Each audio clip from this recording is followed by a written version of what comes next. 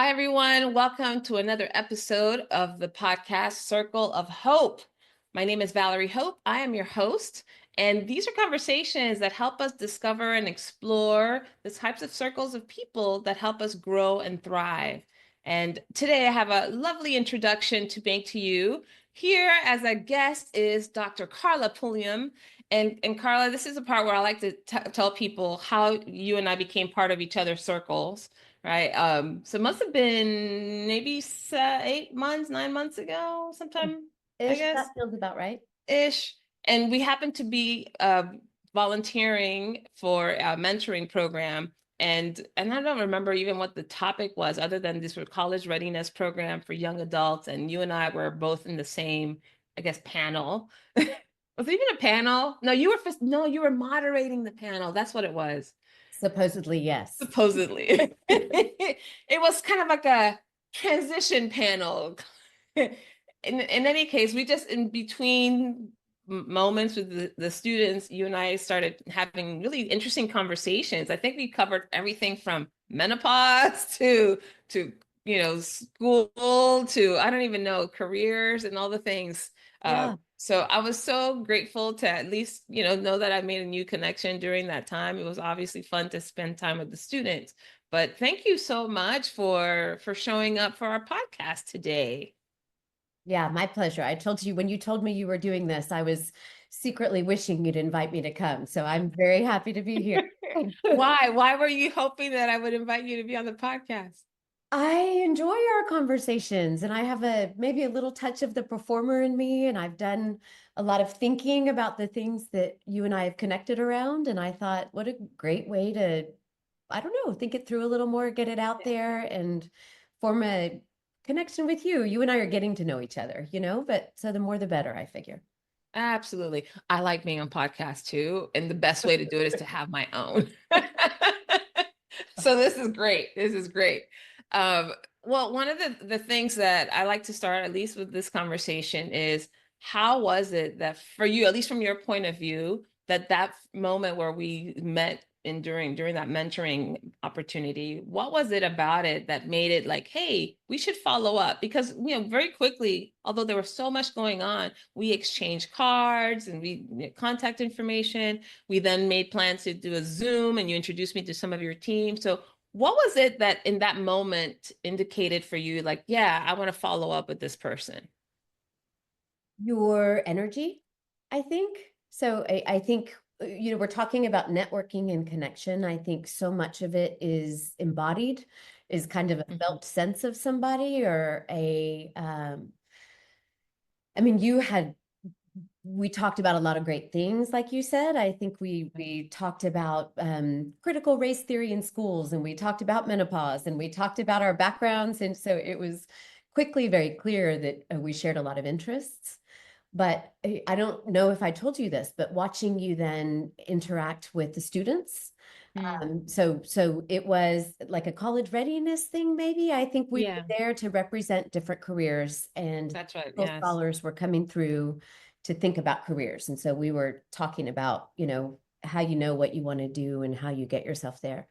You had such a curious way with the kiddos who came through, young adults maybe, who came through. You did such, I noticed you finding something that they liked to talk about Hmm. and asking them about it in a very curious way. And that struck me.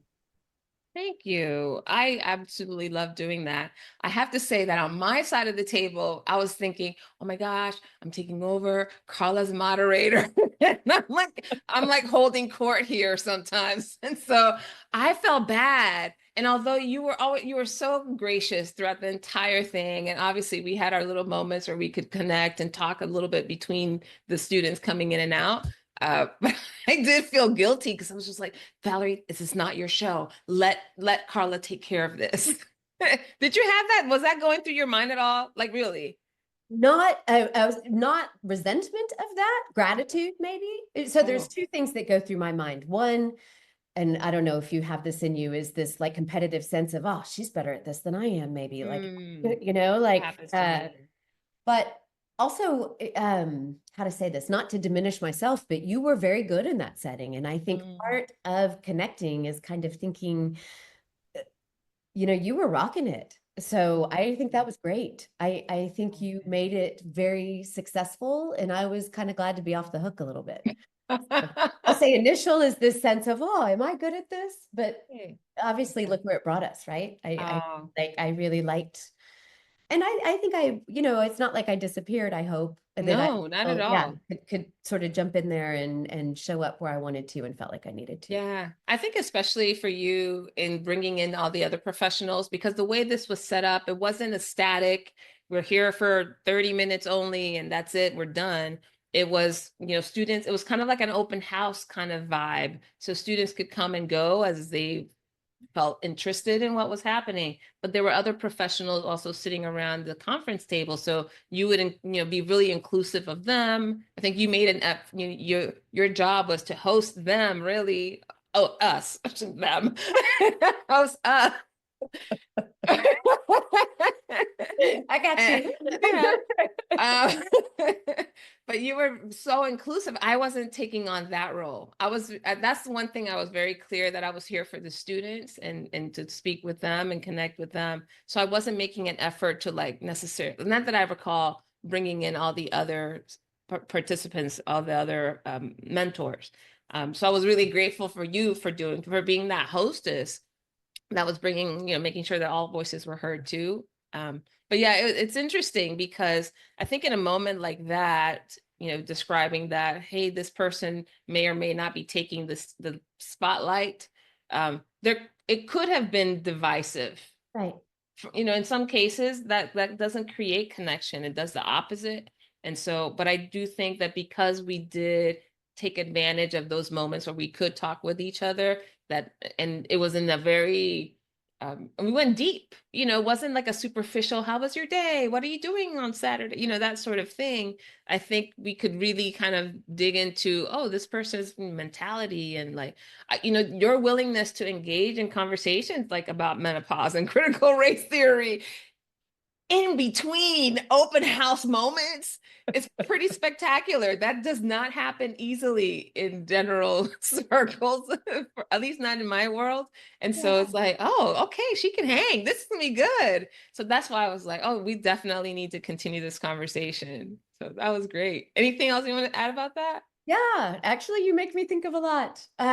So yes, I go deep, and sometimes in forums with other people, you might imagine that's not always welcome. So the fact that you could, yeah, jump right in there with me. But I think too, Valerie, right? When we think of connecting with people, because yeah, so I could say there's that moment in me that's like, am I good at this? But I can sort of notice that and take a deep breath, and then we can each Mhm. show up for to our strengths, right? I think Mhm. we played off each other very well, and I think then, like you're saying, recognized in each other this capacity to go there. Um, Mhm. I appreciate it. Yeah. The phrase that comes to mind we use often in my coaching world is, taking space and making space, right? And whenever I'm in the class, when I'm teaching or facilitating in a workshop, I often invite, as one of our guiding principles or ground rules for the class, that people take space. So if they're used to just kind of hanging out in the back and letting everybody else raise their hand and volunteer and all those things, that, hey, no, it's important for everybody to participate, to be inclusive, so take space. And then for those of us like me that tend to be like, oh, me first, I have an idea, or very outspoken and expressive, that we make space for other people. So that's the phrase that comes to mind as you're describing that, when we honor and see, okay, this person possesses this interest or has a passion for this, or this is a strength that's showing up, that's for the good of the group. I think that's Yeah. probably like the basic understanding, is that whatever happens is for the good of the group. It's not to, to diminish or elevate any person based on their, it's not a personality thing, in other words. Yeah, that's very Yeah. well said. It's yeah, Thanks. we'll talk more about that, I bet, as we go. So I'm sure. Um, so I brought up this idea of inclusion and creating an inclusive environment. And so I got to say, we've talked about this already. So there's no surprise here, but our first meet up after this event was a Zoom. We had a Zoom meeting that we set up, and it was I think you'd asked me if it was okay to invite a couple of your interns. So you sent me an email, before we had the meeting saying, "Hey, can I invite some interns?" And I remember at first I was just like, "Okay, sure," because I'm thinking, we talked about critical race theory and menopause, and I'm like, is that gonna is this are we not going into that conversation? Are we going to talk about other things? Is okay, got it. And so we have the Zoom, and then you bring in your interns, and both of them happen to be African American. And then and did I even say this out loud? Did I say, is this because I'm Black? Yes, you did, right there. I'm like, maybe I said it in my head, but I was just kind of like, interesting. We're going to have a conversation, and both of them happen to be Black too. So, so talk to me a little bit about your decision to include them in the conversation. What were you hoping for? What inspired that? Yeah. And boy, I've thought so much about that because I thought, oh, did I, you know, There was nothing wrong, by the way, just to put it out there for no. whoever's listening, nothing bad or wrong about it. It was fine. It was perfect. And it went great. I really enjoyed the conversation with them. I was so comfortable. I said, yes, of course, invite them. So there was nothing there about it for me. Yeah. Which you and I have talked about that over breakfast too. But and I think though it was awesome, right? Because I thought in part wanting to get to know you has something to do with you being Black because I want a range of perspectives and diversities and backgrounds. And you also, aren't Native American, and you also shared some of these professional goals that we share. And we, in terms of sort of consulting and mentoring, and it did so happen that both of our interns were also African American. So that I think I'd have invited them to any meeting that is about fostering connection, pouring in the community. Um, yeah, but it was kind of nice that you also were Black in the middle of all those things. You are such, like, you've got it all together. And it was, and honestly, they both loved the introduction. But so I've kind of audited myself a lot about that. I was like, yeah, well, part of that is because you're Black, but not only because you're Black. And I think mostly because, obviously, but because of this networking, I think wherever you can make like-minded connection with somebody and you can pass it along to somebody else who's trying to learn about something, I'm usually going to try to promote that. I think that's wonderful, especially the intentionality to it. I don't know if you and I've talked about this already, but the last podcast I did called Not Quite Strangers, I invited two people who didn't know each other to have a meeting, a conversation, just to prove that we can connect with anybody if the will and the openness is there.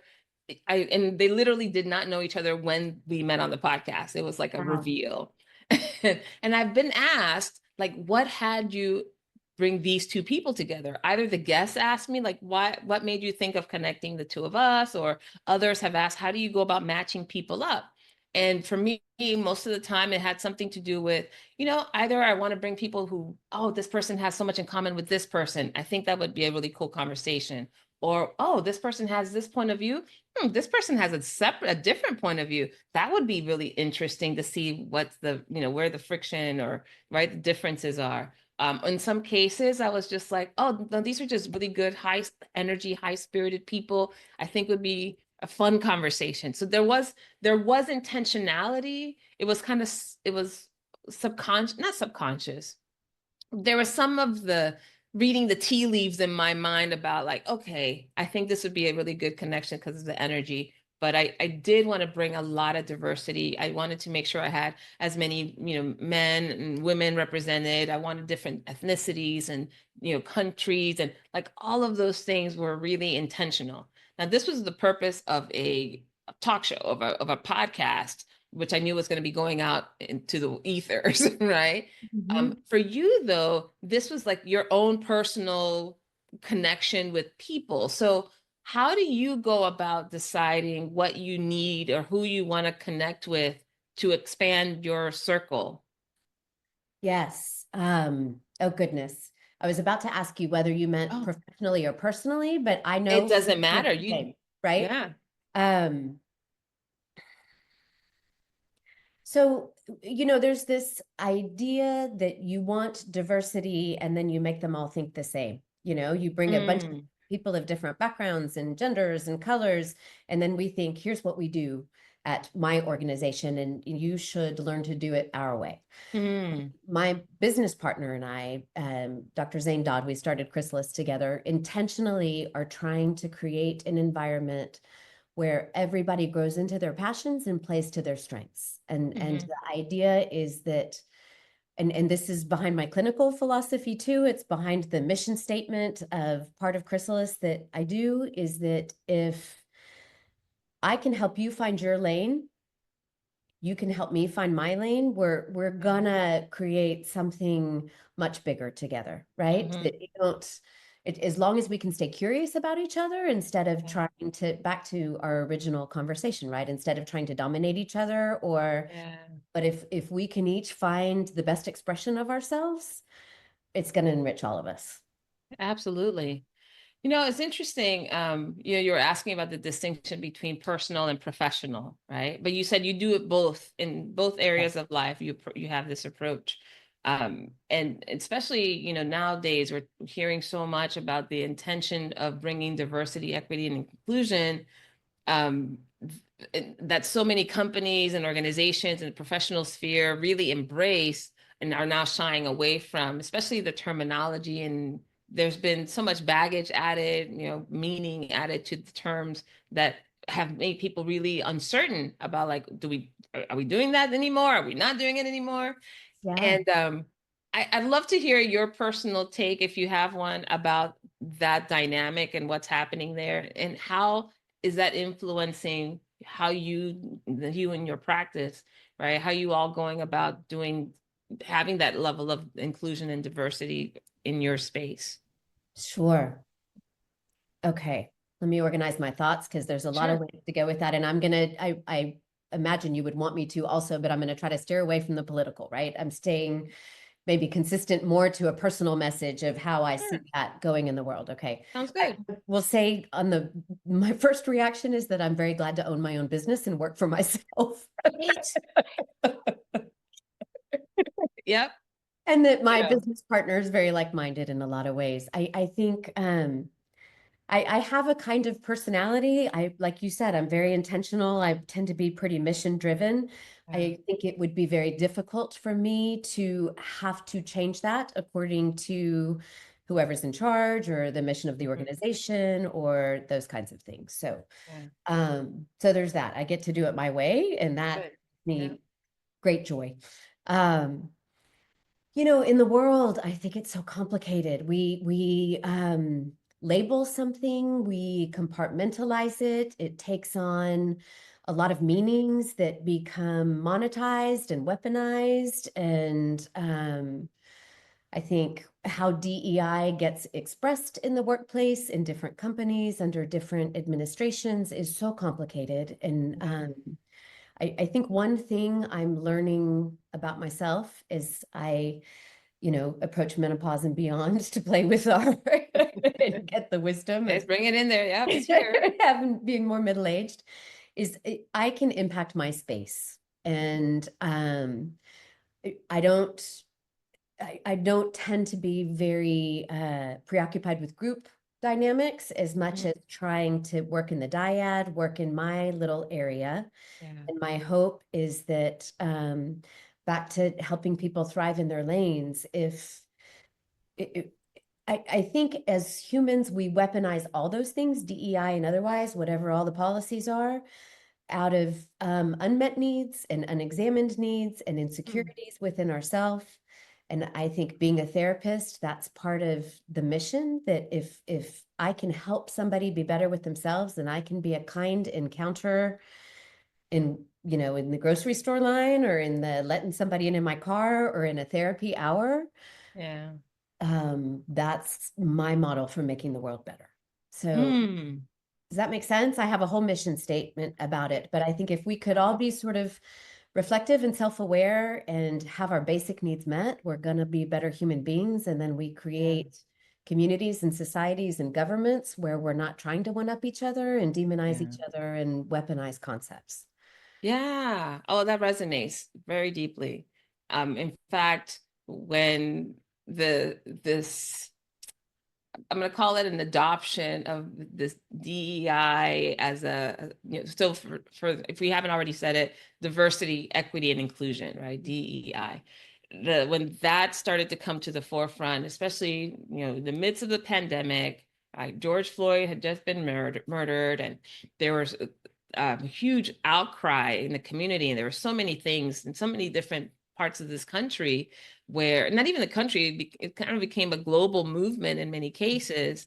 Um, I remember companies reaching out to me asking if I did in my coaching and facilitation work, if I had any focus on diversity, equity, and inclusion, and if I could come and support them. And what was fascinating to me is that one of and a couple of the experiences that I had in conversations with these organizations, um, it was, hey, we have this going on with our employees, and we'd like for you to come and support us in addressing this with them. And I said, well, okay, well, it sounds like your employees really need some support. What's going on? Speaking to the needs, right? They had some unmet needs. And they said, oh, we created a diversity, equity, and inclusion committee, and they put together all sorts of resources, books, articles, videos, etc. They're accessible to everybody in the company. And they thought it would be great to have someone come in and facilitate something. And I was like, oh, okay, that sounds interesting. Got it.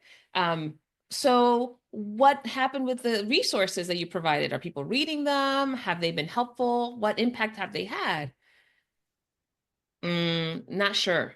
Oh, okay, got it. So the needs of the employees who had some, in many cases, traumatic experiences, really Mhm. with everything that was happening, that they needed to feel were being addressed, and people in the company being compassionate and empathetic towards. How are they doing now? And mind you, this was like maybe 6 weeks or so after they're in the conversation with their employees. So I said, how are they doing now? 6 weeks later, are things the same? Are they better? Are they finding a path forward? And they're like, not sure, don't know. Wow. I was like, wait a minute. So there's a DEI committee. They spent whatever kind of time and energy putting together all these resources. No one knows whether or not the resources were tapped into or looked into or utilized. This group of people who there's clearly a concern and a need to fulfill and to honor and to take care of employees, that was driving their entire conversation with me, but yet no one had really checked in with them periodically to see how they were doing. So I said, maybe before bringing in some random stranger to come and address whatever magical thing, perhaps having a conversation with the employees to see what is it that they need. What's Right. important to them right now? Now that this time has passed, have things changed in priority? Like, is there something more or less or whatever? Um, and needless to say, I did not take the gig when I It made said, all the difference. go do it. But it did, I will say that it did prompt me to start thinking about what's my mission as it relates to this area. And mine, similar to yours, was about connecting people in meaningful ways. It's really about discovering the joy in humanity. In fact, that was one of my keynote speeches that came out of that whole thing, is creating and having people connect to humanity, to each other's humanity in ways that, yeah, addressed the diversity in the room, of course, and honored some of the things, but it wasn't about teaching people the right phrases to use or the tone to use. And some of the lessons I learned in my podcast, even inviting people from different backgrounds. I had people who are from different cultures, people from different sexual orientations, people from different religions. And so having those experiences, I thought, okay, I think this is where I could serve. And I felt good about it. Ah, But I do think that the monetizing and weaponizing piece is, I think, the part where we get hung up, because now the stakes go way high when it becomes about that, right? And we lose in translation that this idea of, hey, I just want to check in to see if my buddy at work is doing okay. and whether or not they're able to fulfill the job and perform because they feel heard and they feel connected and they feel like they belong and they feel like those things seem to have gone out the window once that label was slapped on it, you know? Anyways, So, I said a lot. So well, no, I'm ready. I'm going to jump back go. in with my thoughts. Yes. Uh, I was listening to this conference. I was at this conference this weekend, and I'll say the guy's name just because these are his ideas I'm about to talk about. It's Dr. Salman Akhtar, and Okay. he does a lot of work with immigration and minorities. And he wrote this great paper on the discomfort of minorities. And Mm, it's this. So his idea basically is that any society, any group, I mean, this plays out racially in this instance, but in almost any group of people it will, that you need a minority to project the things you don't like about yourself into, right? mm, So, and say, explain that. so if I'm not able to sort of confront and think about all the parts of myself that I don't like as well as the ones I like, Mm-hmm. I'm going to wrestle with them by putting them into somebody else. It's a Okay. concept called projection that we talk about. Projection. So you could, Okay. in the concept of minorities, you could think of all the labels that get put out there. And if Mm-hmm. you think about them, often they are disavowed needs, somebody's inability to sort of think about something that they have inside themselves. Okay. Located. Am I speaking clearly? And I wonder if you could say this, if you were explaining this to a 12-year-old. Okay. I get some of the ideas of projection, but to make it even more yeah, for the Yeah. common parlance, how would you? Thank you for I that. said parlance. That. That doesn't Yeah. seem like a 12-year-old. If you were to plainly describe this to a 12-year-old, what We'll would you both say? bring it down a notch. Yes. Yeah. Do you know how you like to be friends with the people that are just like you, Sure. and that the people that aren't like you view as your enemies? Mm, And we think that they do all those bad things that you yeah, would never like to think that you do got for, it. right? So Mm-hmm. take maybe they're the ones that gossip, or they're the ones that are dramatic, or maybe they're the ones that dress in a way that we don't like, or they're Mm-hmm. the ones who don't use good manners. But all Yeah. the things that exist in us too. But if we could see it in the other group, then we can hate it. Yeah. It's not ours And we anymore, could distance right? ourselves. Yeah, Exactly. yeah. Exactly. Clear. Got So it. then I think you're right. When we slap a label on something, DEI, it becomes about, are we doing it right or wrong? What's the right answer? Our brains and our bodies get full of anxiety, and we lose the capacity to be curious about the other person, to reflect upon our behavior and their behavior, and do all the things that help people Mm, actually be connected. yeah. I guess I'm saying in ways we as humans are invested in being different, because Mhm. then we get to think of ourselves as the good guys, and those people over there as the ones that do all the things that one should never do. Interesting. Oh, yes. Yeah, and I can see it. I mean, I think it happens so subtly, right? Um, I've yet to meet, well, I'm sure they're out there. Maybe they're just not in my circle. Maybe I've projected some things that have kept them we all away. do it. Don't worry. We all do Ah, it. but this idea that, I'm better than, or this is the right way, that's the wrong way, that which happens so subtly, maybe even without even knowing the person. What I've traveled a lot, and I've talked about this a lot. I've traveled a lot, and I've lived with a lot of different host families in all different parts of the world, different cultures, and I was often the only person that looked like me, right? The only person with dark skin in the room. And so I found that for me, getting curious, was the only way to really understand where this was coming from, and not to put a barrier up automatically. And it still even happens within my own family. So this is not only relegated to issues of culture and ethnicity and color and all that, but in family, generations show up and like, oh, the young kids, they don't do blah, blah, blah, blah, and the boomers don't do, like, wait a minute. Dad likes this because XYZ, brother likes this because XYZ. And so I think I've had that training in the exposure. So in your world, when you are connecting with people and you notice, and you might be working with clients, that are dealing with grappling with some of this stuff, like, how do you either moderate the experience for other people, or how do you take care of your own needs so that when you notice that, oh, okay, this could be a moment where I project something that not really, it's not really accurate, right? How do you then own that for yourself? What are strategies that you use? Yeah. So for myself, and then communicate that to the other, right? I think it's a Mm-hmm. step process. And I was thinking, Valerie, we started with it where you said, what was it like for me when you stepped into that room and had all this skill, right? My first reaction is, I'm not as good at this as she is, Mm-hmm. other, you're better, I'm bad. I know that about myself though, right? Have a good dose of imposter syndrome and deep breath. Really?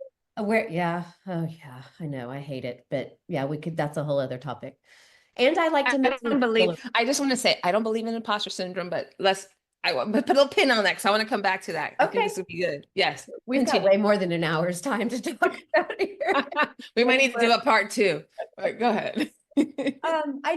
so self-awareness is part of that, right? I know a lot about myself, lots of therapy, all that over the years. So I'm to the extent that I can be, I will say, aware of my triggers. And also, I think we could all think of there's an embodied response to that, right? Like you notice a stress response, maybe you notice that your stomach starts burning, your heart beats, whatever the physiological response to stress is Yeah. I think, for most people, that's probably your biggest clue Mm-hmm. is my body feels activated and my brain is kind of shutting down. Mm. So for me personally, and I think for a lot of people, it's super helpful to sort of become aware of when that happens in you. And that is your cue to not speak or to take a deep breath or to, ground yourself in whatever way you have to. We know that when our body responds that way, like I was saying, your brain, it shuts down on you a little bit and you're going to be impulsive and reactive and Yeah. often not as kind or like your best version of yourself. So just notice that within ourselves. Yeah, exactly. So I want to connect that and bring it to both the imposter syndrome comment and also connecting with people from diverse backgrounds. One of the prompts, or not even prompt, but really what set me off this path on finding this, creating this podcast that I did, introducing strangers, came from having gone to a social justice event, and we were put into breakout rooms, and in the breakout room I had a conversation with a couple of colleagues who both expressed an interest in introducing their children to people of, from more diverse backgrounds. And I was just like, oh, that's fun, that's great. And but you live in big cities, that should be really easy to do. And both of them expressed like, oh no, it feels a little cringy to do that with that intention, that um maybe it was an imposter syndrome thing. Like, I don't want to pretend that I know this culture, or and I'm doing it because I really just want my kid to have, friends that look like other people or from other cultures. And I was just like, oh, I don't think I've ever, I shouldn't say I never, but it seemed like there was so much pressure put upon connecting. Like all of a sudden it was like a manipulative, it was viewed with this very negative lens.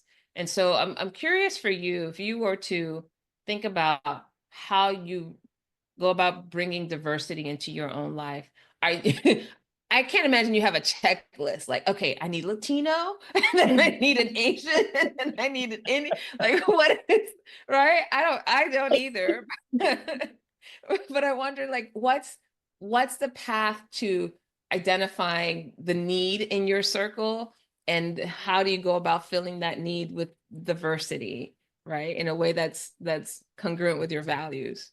Yes. Oh, I wish I had a checklist that way. I feel like, how many women do I have? Oh, no, there's too many gays in this group. Oh, no, there's too Yeah, many Asians. No, let's not do that. it is though. I think the anxiety that you say that those women verbalized is one, right? Like why am I seeking you out? Like you said on our thing, is this because I'm Black? Is this, like what? Well, who wants that, right? So I think you're right about how do you meld all the values as you try to create diversity. And Mm, I'm thinking of a consultation that my colleague and I did too, which is diversity also then within where psychologists mostly in our practice, but Mhm. how do you bring in some social workers, and how do you bring in some counselors, and how do you, Yeah. you recruit just at the clinical Expertise. psychology programs, or do you also recruit, because we have a training program here. Mhm. And so professionally, that looks like advertising in different spaces and showing up in different spaces. But Yeah. personally, and I will say my personal group is not nearly as diverse as I would like it to be. It's Yeah. so it's about going different places, Yeah. meeting different people, jumping on the opportunities where you meet somebody that feels really Yeah. minded. But Yeah.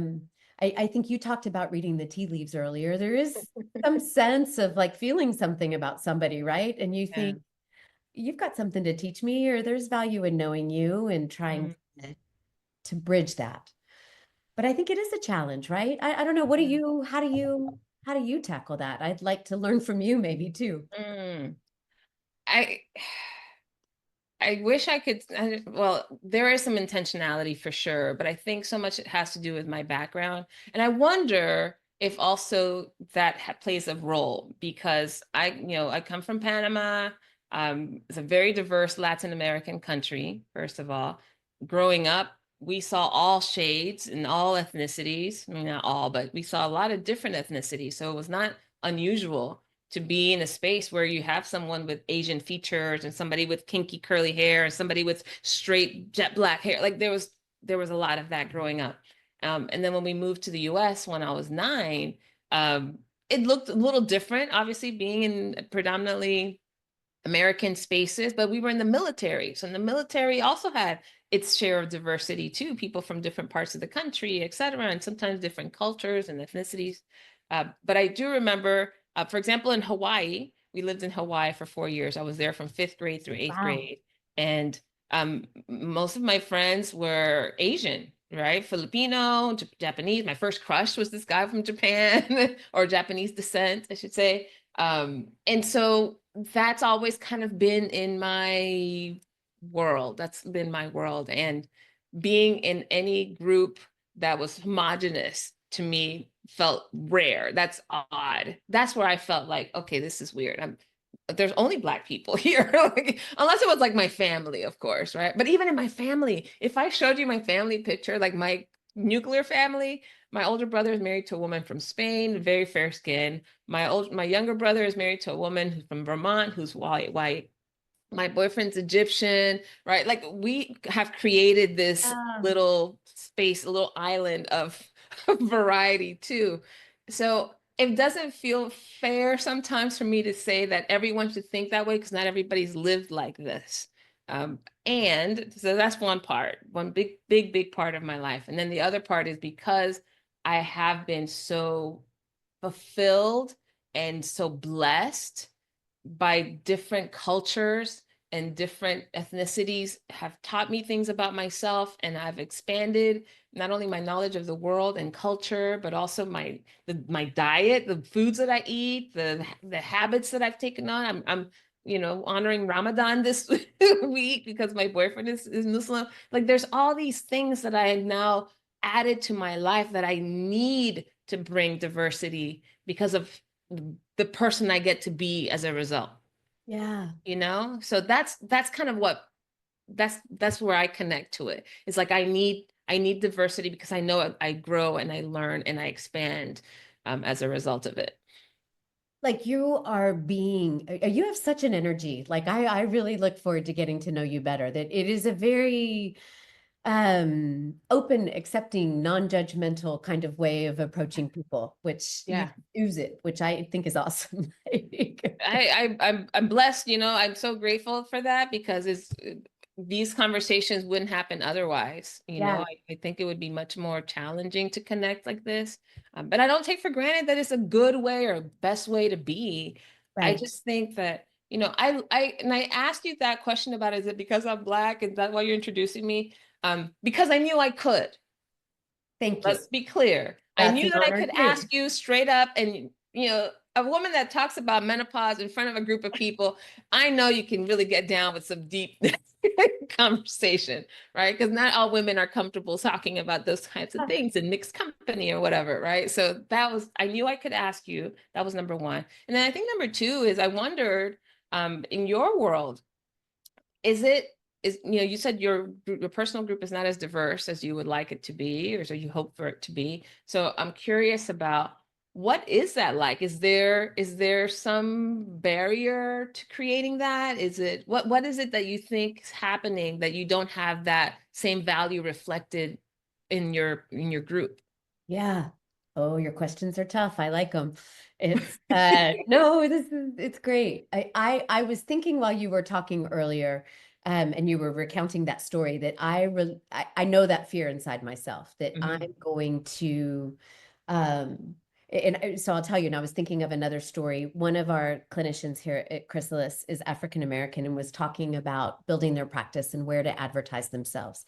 And we were talking about, there are certain sites that are Black psychologists and this person said to me, it feels wrong, even though I'm also Black, to show up there to recruit, to market myself to Black people just because I'm Black. Like this Mhm. idea that this is what we have in common, right? Skin Mhm. color. Mhm. And so you're supposed to want me in here. And if I show up here, then I can get more business too. We had a Yeah. really interesting conversation about that. So I think, how do you observe that in each other? How do you I was thinking too, my daughter, I have college age kids, and I was taking her to this place that I exercise, and I said, one of the things I really like about this place is it's really diverse. There's people of all different skin colors. Everybody's talking. And she went there and she goes, this isn't diverse, Mom. She was like, she goes to school in Michigan. And she was Uh-huh. like, your criterion for diversity and what I know is Ouch. diverse. I know.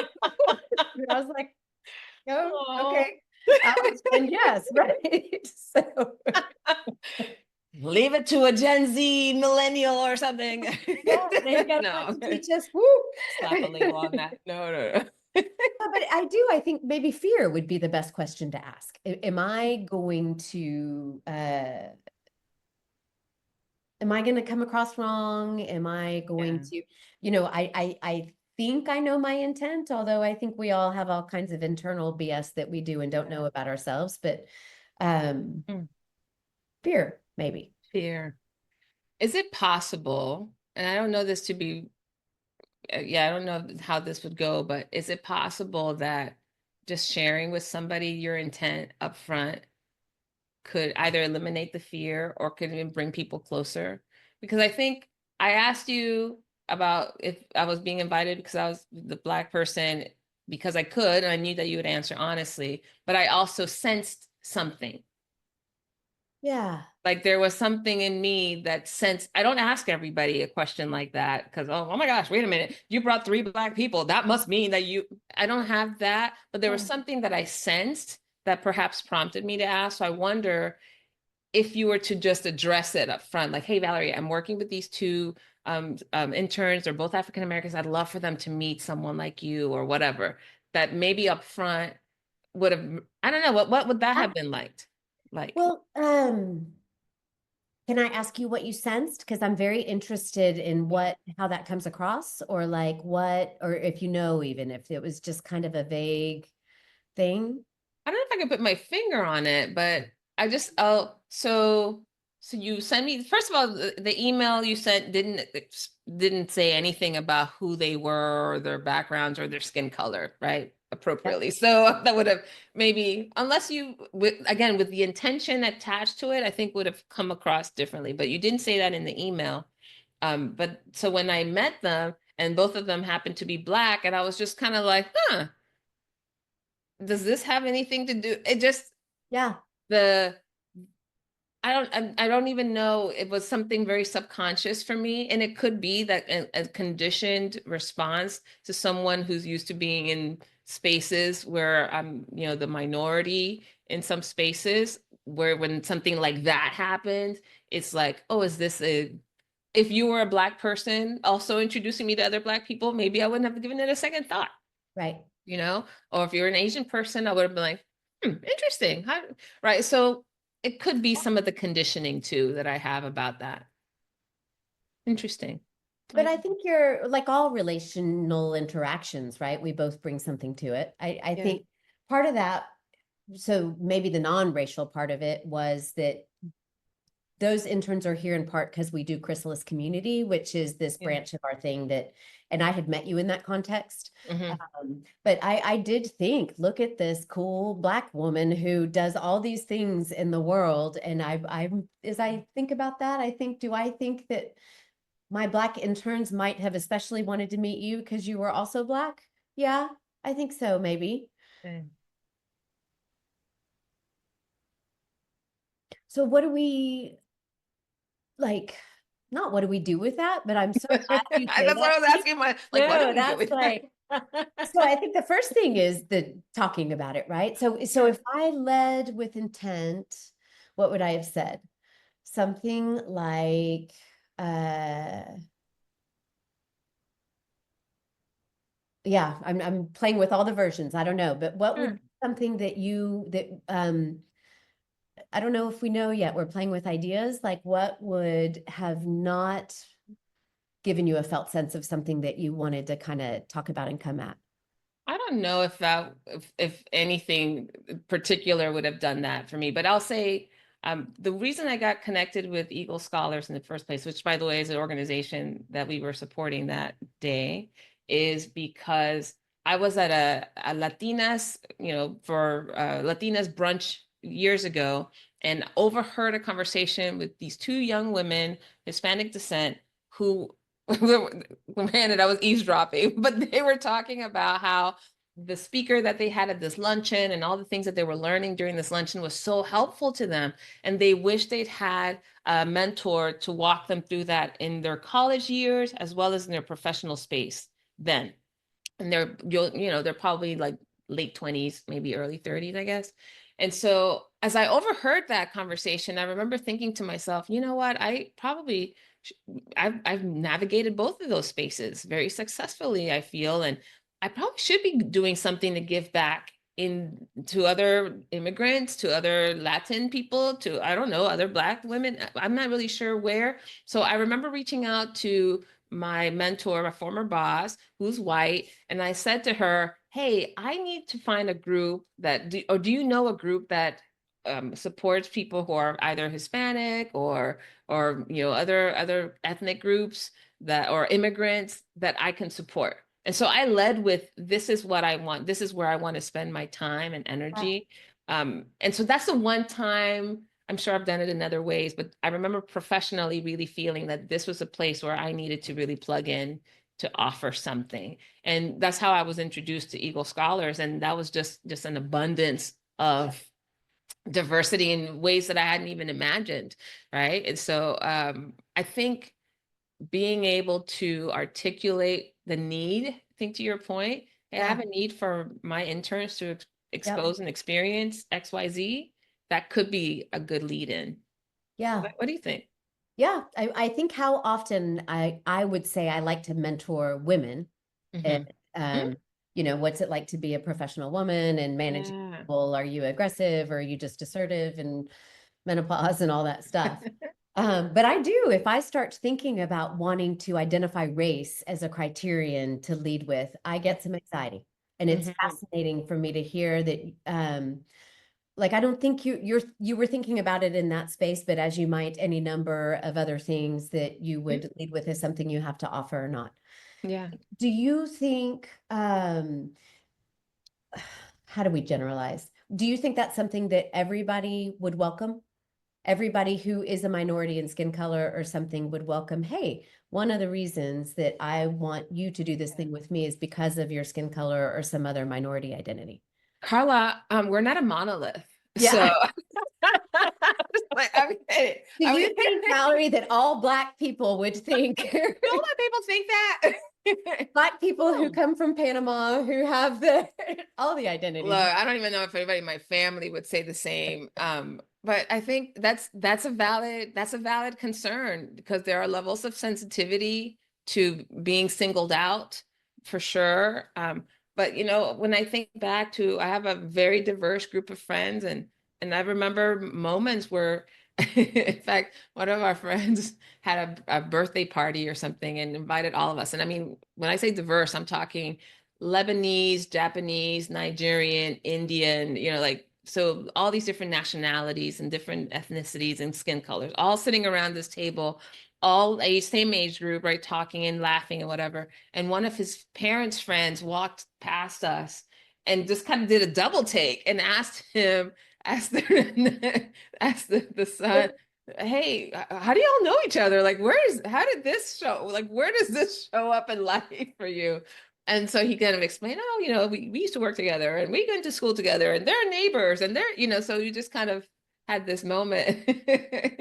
So I can see that um, it's not, it's not common for everybody to have that type of community. That's Yeah. number one. So part of it for me is thinking about who are people who value having that kind of community. So Yeah. not everybody values that, no matter where they come from. Not everybody values what you value when it comes to diversity in your business and diversity in experiences and all that, right? But if you can find people who value the same, who also value diversity, it's easy. Like every single one of those friends. And the reason that we were so diverse is because all of us valued that diversity, right? And we just Yeah. were magnets for each other. But I think leading with that made it, now I'm just kind of making this conscious. I don't think I've ever articulated this before, but the fact that we made it so conscious that we were brazenly, openly, like inclusive friends that attracted more people like that wanted that inclusive experience with a lot of friendships. Whereas if we just kind of been low key about it, or like, oh, we don't want to say that we love going to Indian restaurants, and like it wasn't that. It was just like, hey, we're going to this festival. We're going to the Greek festival. Y'all want to come? Oh, we're going to the Latino festival. And the fact that we're doing all of this stuff, people are like, oh, I want to be part of that. Inherently, just connected all of us. Yeah. I think so. You're talking about something so helpful, which is, can I lead with where my mind is, or can a person, like, which requires you to know, first of all, which can be tricky for some Yeah. people, but for what you know about yourself, can you just be out there with Yeah.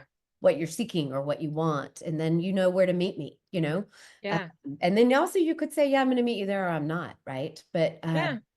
this other thing that I was listening to, this guy is James Hollis. He's a dude who wrote a lot of books and one recently that's making the rounds. But he said, this really resonated with me.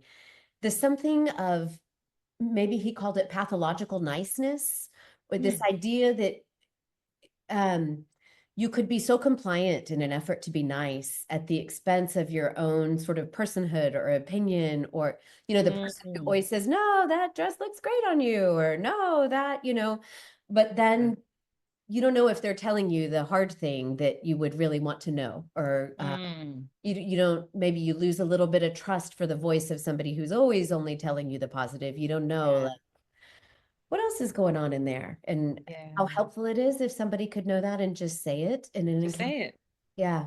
and own it. Mm. Yeah, that's interesting. I'm reminded as you're saying this about Your laugh is infectious. I'm sorry. When you chuckle, I find myself chuckling. sure. I'm gonna laugh again. No. I was reminded of a friend of mine from high school. I'll shout out to Eddie Watkins. He's been on my podcast in the past. And I remember in high school, I didn't really pick up on this trait, but he's born and raised in Alabama, um, white skin. He's, in a community that was diverse in some ways, but it was really just black and white in this community. That was about it, especially in our era. And the military base that I used to live in would always have students coming from other countries for training. These are all soldiers or police coming in to study, all sorts of things from the military. And they would come from other countries like Peru, Colombia, and Venezuela, like all of that. So I used to spend a lot of time in those activities, those events where the soldiers would come from all these different countries because that was part of our culture and all the Latin stuff. And somehow there was a group of Colombian, I think they're police officers actually, police officers from Colombia that I befriended, and they didn't speak English, but they wanted to get to know this community. They wanted to, beyond the parties that we were doing for them and stuff, they wanted to go to Walmart, they want to go bowling, they want to do all this stuff. But I'm like, I don't want to be like the lady, the only girl there with these like 6 police officers, right? And so I started inviting some friends, and Eddie was one of the people that I invited. And we went bowling, and it was fun. There was like 4 other friends that I had invited to this thing. Had a wonderful time. I was there interpreting a lot of times. And then I went to school that summer, went back to college that summer. And when I came back after summer break, I'm sorry, I went to school. This was during the summer. I'm sorry, this was during the summer. We spent the summer doing all these activities. I went back to school in the fall. When I came back home around, I don't know, Thanksgiving time or whatever, I ran into Eddie again, and he's like, "Oh yeah, I've been hanging out with the police guys. The police." I'm like, "Wait, the Colombian guys? Like, how do you guys communicate? It's like if I'm not there to translate, like, what are you guys doing?" And so we all end up hanging out again, and Eddie's speaking to them in Spanish. Like, Wow. I'm sure he Eddie, probably took a yeah. year or something of Spanish or whatever, basic, but he's like having full on conversations with these guys and using vocabulary. I was like, how did you learn? What? Yeah. And because he'd immersed himself during that time and had no other option but then have a conversation with these guys if they were going to hang out, that I was so impressed. Yeah. And from there on, that was, I saw a part of him, a side of him that I hadn't seen before. And so I think all this to say that and I think you're one of those people who, in the right environment, would just soak everything up like a Oh man. sponge.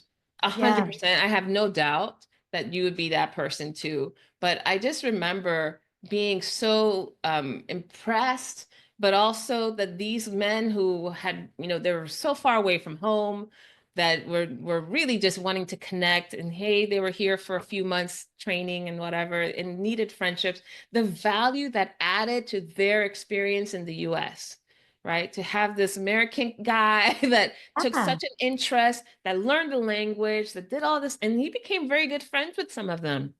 And so I just don't take for granted that this, although there might be a little separation, that people are real hungry for that connection. And they Yeah. may not even know until they have this moment of a meeting and go, "Oh, I'm really interested in this. Oh, I didn't realize that this music was going to be music I liked. Or I didn't know that I was willing to learn a new language to communicate." Like, you know what I mean? So Yeah. that's the spark that I think people like you and I could really light for other people, because we were willing to take that step. So so while you were talking, I was like actually thinking we haven't talked about your Panamanian culture at all. Like what do you No. but like I found myself kind of getting curious about and food. I'm all about food too. But you reminded me, I think I would be like Eddie. I hope I'd be like Eddie because I'm Mhm. really interested in all. But I think I'm talking more about the barriers to connect. Oh, well, I could feel afraid. Well, how would this be perceived? Well, how? And you're just like, yeah, man, music, food, a Is it too hunger simple? for. Am I simplifying it too much, you think? No, I think it's Oversimplifying? beautiful. And I would say then together we've got it all covered maybe. Yeah, I mean, and look, I'm not, Connect to Joy is not the name of my Yeah. company for nothing. I think if we could focus more on what connects us and what we're excited about. I think the key is if you can tap into what excites you about something in that culture, or that it's much more authentic than Yeah. what we fear or what we're uncertain about. Like if my thing was like, oh my gosh, I don't know about the religion. I don't want to say the wrong thing. I don't, that may not be the very first point of connection I strive to make, right? But if I see that, oh my gosh, you are eating something that I've always wanted to taste, what is that like? Or can I come to if I can, in just a lighter, easier way, connect with something that I'm interested in already, I think it makes it so much more authentic, makes it much more natural. Yeah. And the barrier of connection is significant, the stakes are super low. Do you so I'll tell you the reason of my question, joy, connect to joy. Like I think joy is most often found in relationship or connection, or like being in these passion lanes like we talk about? I'll Mm. tell you more about my thoughts, but I say that as a preface to ask you what joy is. When you say connect to joy, like how do you define that? Yeah. I think it starts inside. Mm-hmm. The tapping into being, for me, joy is found through being aligned, right, with myself, like what I think and feel and how I behave. There's a level of alignment, peace of mind about something. If I find myself being, worried or tense or whatever, I'm figuring out, okay, why am I tense? Why am I worried? Why am I thinking about this? Is there something I need to have a conversation about? Is there something I need to just kind of handle for myself? And so I tap into joy for myself by just clearing all the channels that seem to get stuck.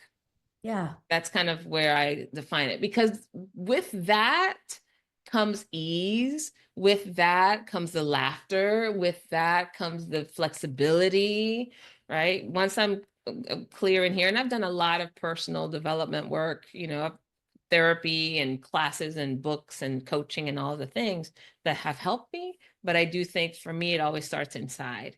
And then it's enabled me to do all sorts.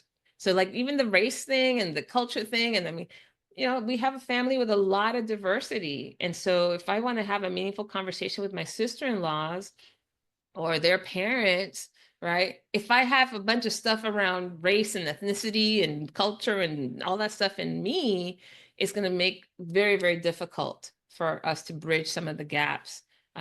It's not like every conversation is we all think the same, but I do find Oh, that there's so much joy in just having this expanded circle of humanity just around my little nuclear family that is like, oh, I'm so proud of us. Look at us. We're like a mini UN and it works. The kids that are growing up seeing this, like, who are they going to be as they grow up in their worlds, and how are they going to bring people together? And so for me, that's all joy. I think you are saying what I was saying with different words, which I'm saying if you know yourself, if you have insight, if you're Yes. comfortable in yourself, if you can, then you're very open to the other, right? You're just Yeah. interested and curious. You're not using them maybe to try to fix something within yourself. Yeah. I like Yeah. the words you use. That I think we're kind of saying this. Your words are good too, Carla. Oh, thank you. Oh, this has been fascinating. I was not expecting us to go down this particular, variety of rabbit hole, but no, it's been so fascinating to discuss, and even for me to clarify and to, right, distinguish some things. That's been really good. And I think especially because, we live in a community or society that is increasingly, needing connection, number one, and benefiting from connection when it's done well. But then also, we have broken so many barriers, through having access to the internet, having access to, so many different communities, the people that live closer now than before. That I think there's a something is coming even more than I saw it in my generation. When I think of I don't know if you see with your daughter clearly sees. Yep. She sees levels of diversity that you didn't even see. Yes. Right? Yes. It's like she took you took the pink pill, she took the red pill. It's like there's something new here, mom. You're not even seeing it. And Right. so, and I see that so much. It's like, oh, we got to get good at this, or at least remove whatever barriers we might have about it, so that we can let it in, or we can see it happen and witness it.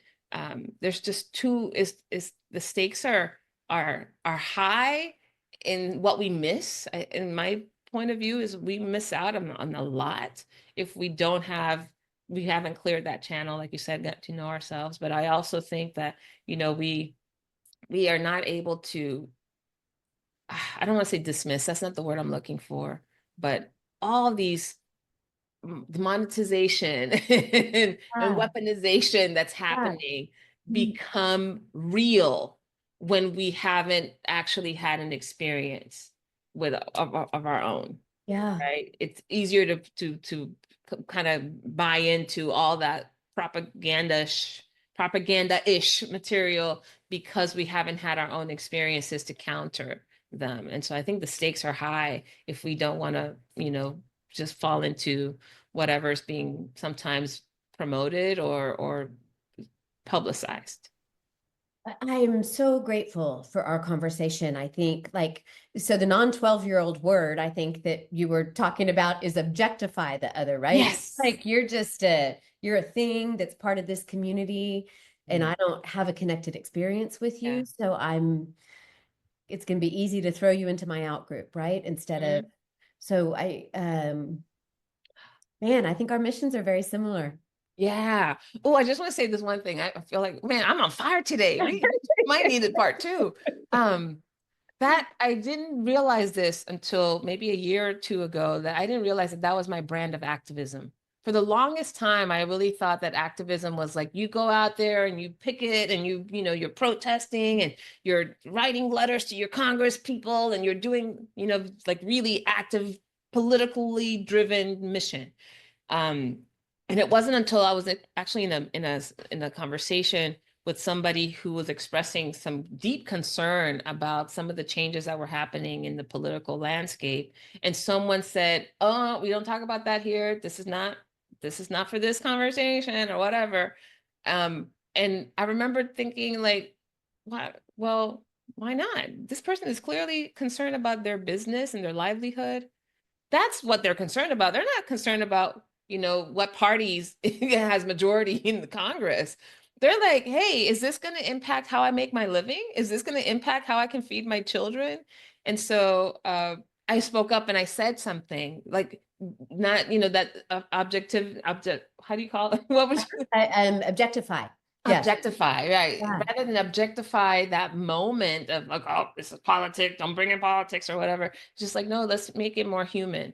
Like this guy, he wants his business to succeed, and some of the changes that are being proposed might absolutely get in the way of that, or he doesn't know a way forward from that.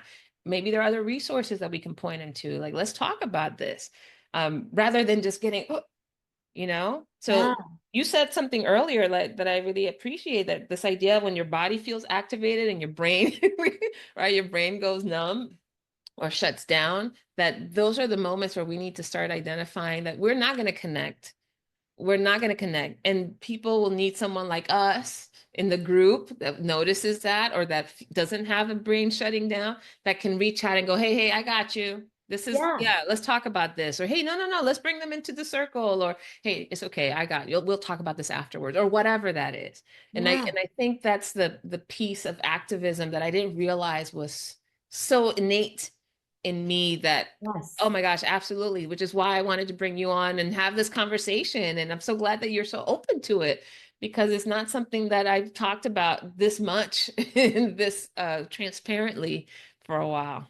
Oh man, thank you. I look forward to our ongoing friendship. I think, yeah, Absolutely. and Yeah. learn a lot from each other. Am I gonna be like your first Black friend? Am I like Oh. legit first Black friend? You don't have to answer that. Oh, Yeah. that's so Yeah. good. No worries, no worries. I welcome it if I am. You're not my first Black. That's why. Okay, so I'll tell you what happened. I had this minute like, well, she's not my first Black friend. Should I say that? Should I not? Oh shit. Let's just a test on your podcast. I'm sorry. I won't bleep you out or anything.